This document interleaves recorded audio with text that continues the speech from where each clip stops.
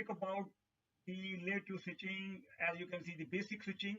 So when we look at the switches, actually switches are having many, uh, the of course ports, but we can see that some like some of the indicator what these are. For example, system LED, RPS LED, status LED. So most likely when the switches are not in front of you, for example, you are not taking this class in the office right now today, but you are working from home. And if you need to ask me, can you go physically and look for the status of the light? Actually, many of these lights can give you the different status of that. Sometimes when you troubleshoot the switches, actually, you can actually provide the instruction to the engineer. Can you please check the light activity of this actually? For example, status LED, duplex LED, speed LED, POE LED. PO mean power on switch. Most likely power on switch mean basically you have a switch. This switch, the where our phone is connected, the phone doesn't need a separate power. The phone will get the power from the Ethernet. This is called power over Ethernet. So whatever the cable you have connected, this phone will get the power from this port. So you don't need, this phone doesn't need to have a separate power. Okay, because it gets the power from here. So most likely our environment in the office, what happen if you are sitting at the desk, actually you will be given a phone, a PC, of course. You will be also giving a phone as well.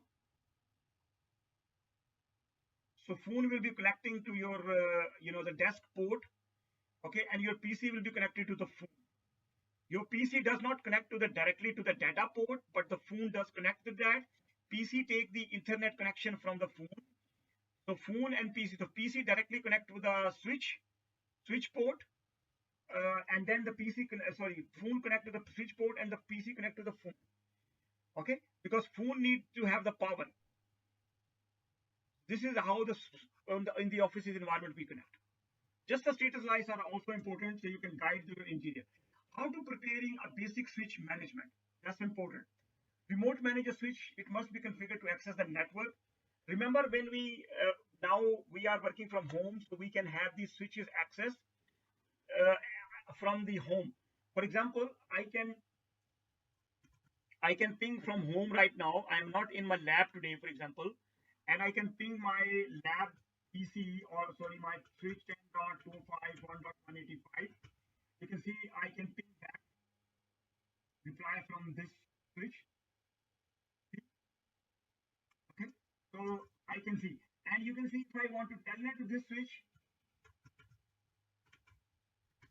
I can telnet as well.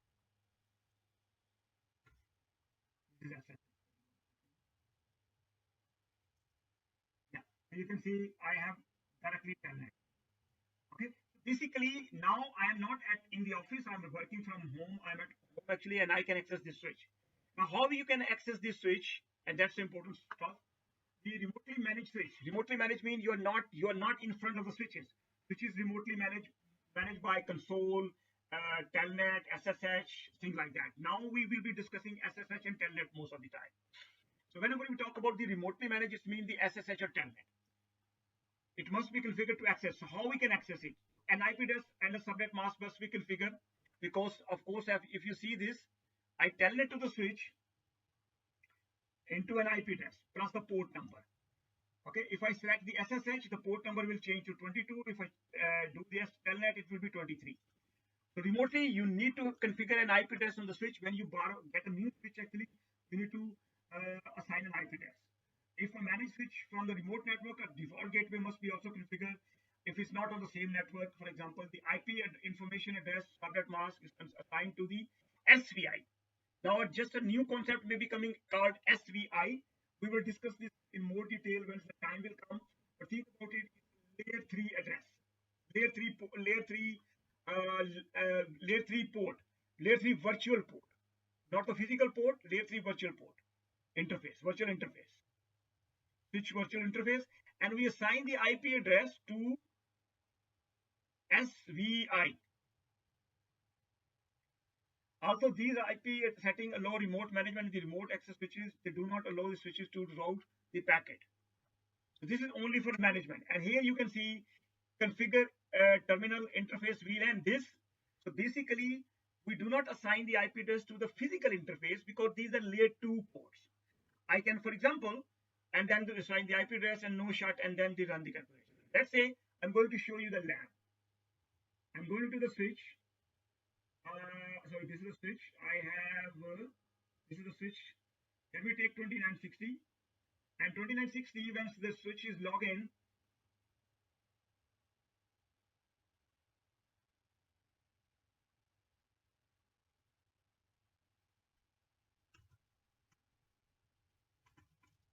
okay. So let's say I'm going into the port. So first of all, show interface status. The show interface status will show you the status of the ports, all the ports connected.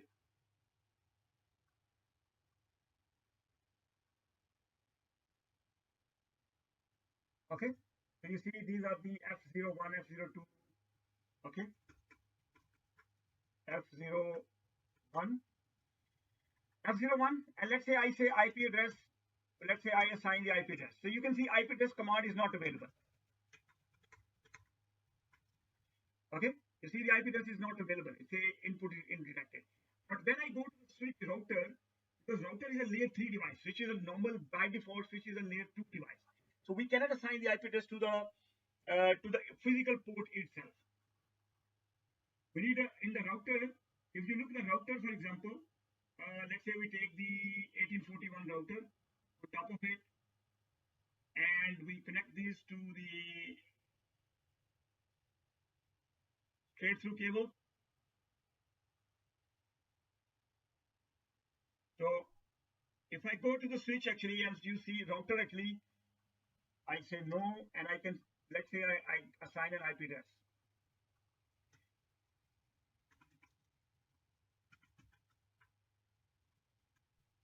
So let's say IP address. You see the command is available.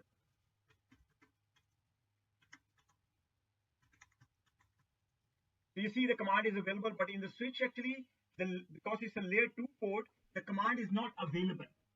IP address command is not available. Okay, so that is why generally what we do is we configure the interface VLAN 1.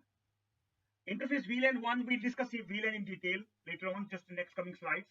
So interface VLAN 1, and then we assign the IP address. So now here, IP address command is available.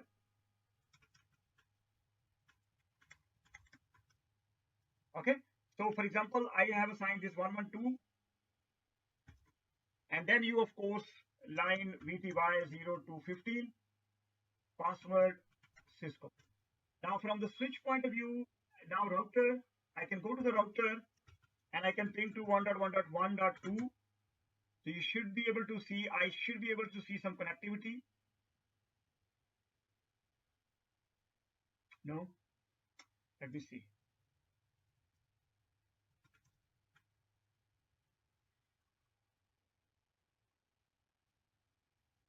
Sorry, interface VLAN 1, no shut, because the port was shut actually, that's why. Yeah, you can see this, I can log in. Okay, there is no enable password set.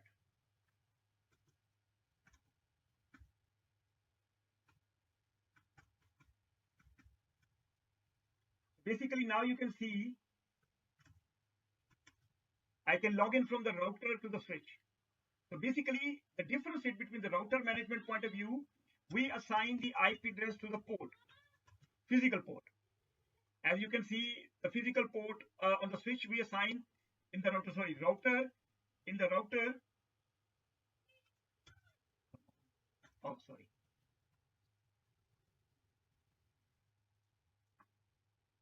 So we assign the IP address to the physical port. But for the switch point of view, we assign the IP address to a virtual SVI, a virtual IP address, virtual IP, which is called VLAN. So VLAN 1 most likely used for the one management of the switches. Okay. Management of the switches mean you can manage the switch remotely. Is that clear to everyone? This is how we can manage the switch remotely. As you can see, configure terminal interface VLAN. So VLAN 99, because they are using VLAN 99 for the management, you assign the IP address, subnet mask, you say no shut, and then you can save the configuration. You can also configure default gateway as well if the switches need to talk to remote network. So this is how we can manage the